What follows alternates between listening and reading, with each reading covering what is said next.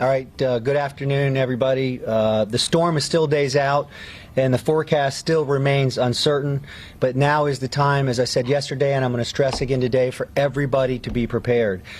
Know your zone. In the event we get in an evacuation, you need to know where your zone is. The easiest way to do that, if you go to the Jax Ready app and put in your address, your zone will come up. I did it this morning. Know it now. Make sure you have plenty of gas, food, water, batteries, and other supplies. Double check your insurance documents and your important papers. At the same time, please only take what you need when you're buying supplies, so that all of our residents have an opportunity to get what they need in the event that we go through the storm. Our public works crews have been out and are continue out surveying and clearing drainage systems in flood-prone areas all over the city. First responders at our sheriff's office and fire department are planning and coordinating as we speak, and have been. Our city is no stranger to these types of events. This Emergency Operations Center prepares for these types of events year-round, so your city is prepared and ready. It's too early to make decisions about evacuations, but again, I'm stressing to know your evacuation zone, because we may very well find ourselves at some point in the next 24 or 48 hours calling for evacuations, depending on what the storm does.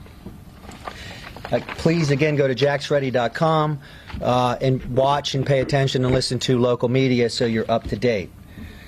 FSU Boise State. The game has been moved to Saturday in Tallahassee at noon. This decision was based solely on the safety of our citizens and people that may be traveling to our city. So imagine this.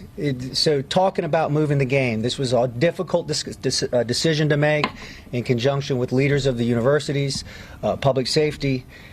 This isn't about a weather event happening during a potential game. This is about the ability to move people.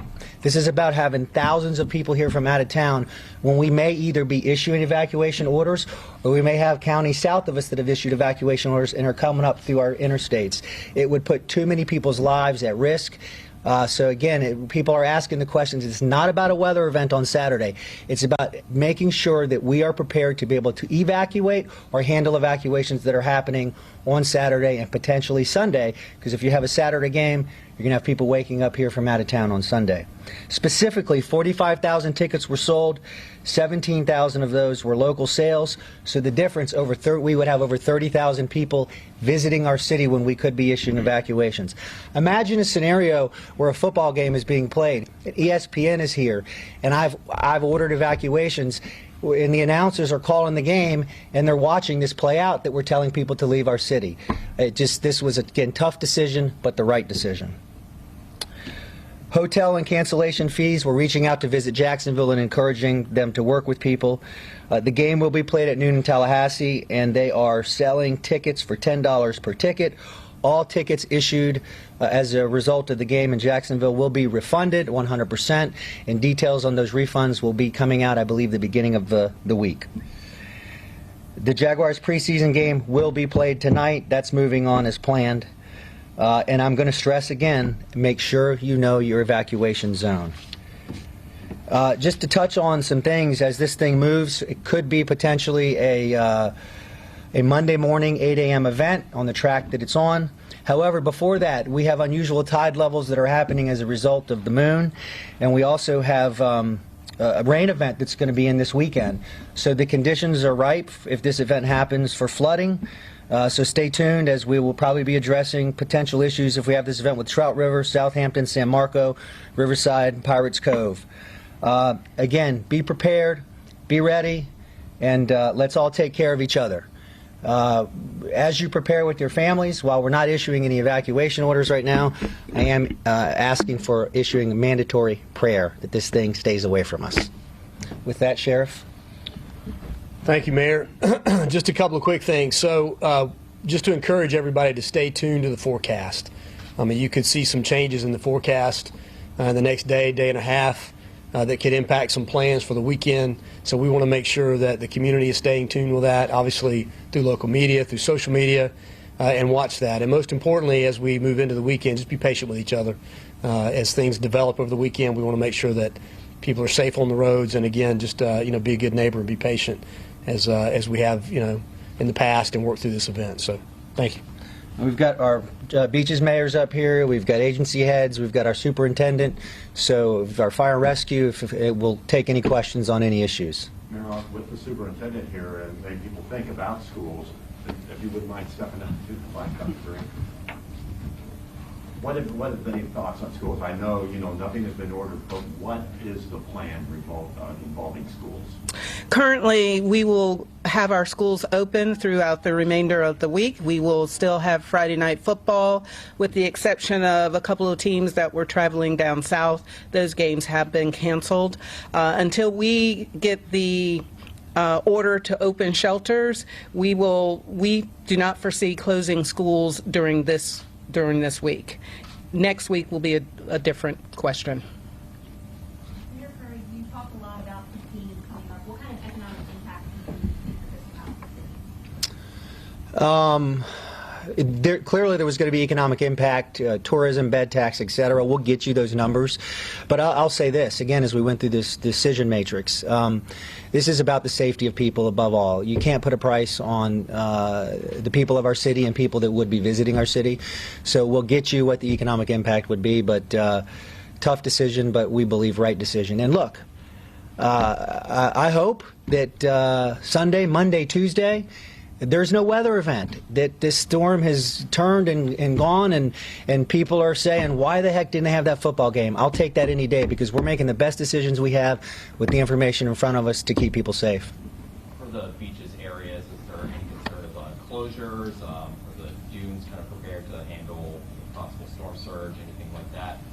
Well, we'll be collaborating. You want to address as we? I can just say that after Irma, we've completely restored the dunes. We're in good shape and ready to handle the situation that comes. So, What do you see happen at the beaches right now? Are people doing what they need to be doing, or what would you like to see? well, the city has taken action to take the first stage requirements to being prepared for this and buttoning things up. We're asking our citizens to do the same thing. I noticed at the grocery stores there's a tremendous amount of folks in line getting bottles of water and canned goods and things, and as the mayor said, that's really what we need to be doing at this point. Some of beach closures will obviously be driven by bridge closures. Way premature to talk about that. That's based on wind speeds in collaboration with the Florida Department of Transportation, right, Sheriff, and the Sheriff's Office. And if we get to that, obviously we'll address that at that time, and everybody will have information in plenty of time to make a decision. And there's nothing like they need to be doing now, like permits or whatever, what happens when they did close beaches, you need somebody to get back in. That's nothing you take care of early before a storm. We've had a great partnership. We've been through 2 of these together. That's right. This is our 3rd, and we make decisions as one voice in terms of evacuations, and we'll make a decision as one voice in terms of getting people back to their homes if we get to that as quickly as possible. JA is ready. I see Mr. John is up at this time. Is there anything you want to let people know that they need to be doing when it comes to electrical power? Yeah, sure. Be prepared. We're the experts, and we're being prepared. We prepare 365 days a year. We've invested millions of dollars in hardening our systems against storms, making sure that our tree trimming, which obviously has an impact on power outages, is cut to a minimum. And we've also put in a lot of backup power on water and wastewater facilities to ensure that we protect the environment and have a secure potable water supply. Make sure you have your water on hand. Make sure you have backup gasoline for your backup generator. One note on generators: if you do end up connecting your generator to a house, please make sure you disconnect your main power circuit. We don't want you hurting yourself as you put in backup power. So we're prepared, and we encourage everyone of our customers in the 4 counties that we serve to be prepared. I knew many of the lift stations were an issue during the last storm that failed. You had to get generators for them. Are they set to go? Absolutely. Yeah, we've put fixed generation and a majority of the lift stations that have a majority of our flow, and we have secured over 100+ mobile generators as additional backup for not only ourselves but our other partners that are on stage.